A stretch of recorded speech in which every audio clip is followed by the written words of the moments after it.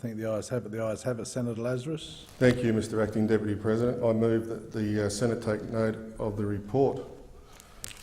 Am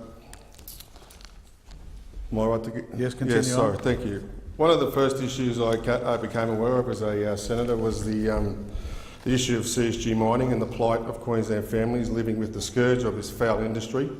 Over the last 18 months, I've travelled throughout Queensland and other areas of the country affected by CSG mining. I've seen firsthand the devastation this industry is having on people's lives, their health, their families, their livelihoods, the environment, water, livestock and pets, farms, local businesses and rural and regional communities. I've met and become friends with Queensland families living with the hell of the gas fields. I promised them that in my time as a senator I would do everything I could to publicise their plight, to make people aware of how governments and the resource sector are allowing our people to be completely and utterly decimated by CSG mining. It isn't until you get out in the gas fields that you fully understand what is happening to our people. They have no rights. They have no rights whatsoever. Our people cannot say no to mining companies. They are not allowed. And if they try, they are bullied, harassed and intimidated and threatened and told that they will be taken to the land court if they do not submit to the wishes of the mining company. In the year 2016, in an age where we are supposed to have basic human rights, governments are allowing mining companies to simply come onto people's land, force them into land access agreements and commence mining on their land. And what does CSG mining do to their land? It depletes their land of water, contaminates and poisons the water that is left and completely erodes the value and usability of the land.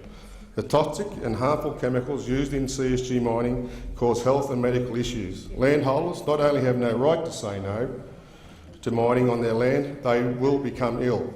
Families, including children, living in the Queensland gas fields are encountering nosebleeds, headaches, skin complaints, respiratory issues, heart issues and other medical problems. Even more concerning, cancer clusters are now starting to appear. When Queenslanders living in the chinchilla gas fields go to the doctor or a local hospital with medical issues, they are turned away. They are told that because their health issue is a CSG health-related issue, they have to call 13 Health. When they do call 13 Health, they are told to go to a doctor or hospital and the merry-go-round just continues on. I believe what governments are allowing to happen to the people of Australia living with CSG mining is a form of genocide. I believe because resource companies are paying political parties so much money in donations that governments are turning a blind eye to the damage being done to our people. So it will come as no surprise to everyone that I, as the chair of the Senate inquiry, have to submit my own set of recommendations because the major parties, including the Nationals, who have hung people of the land out to dry, are compromised due to the power and influence of the mining donators. My list of recommendations is expansive, but most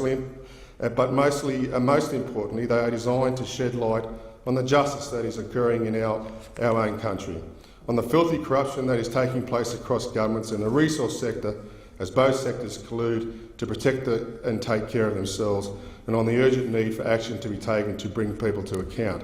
I believe everyone involved in this filthy business should be held to account for what they are doing to the people and the environment.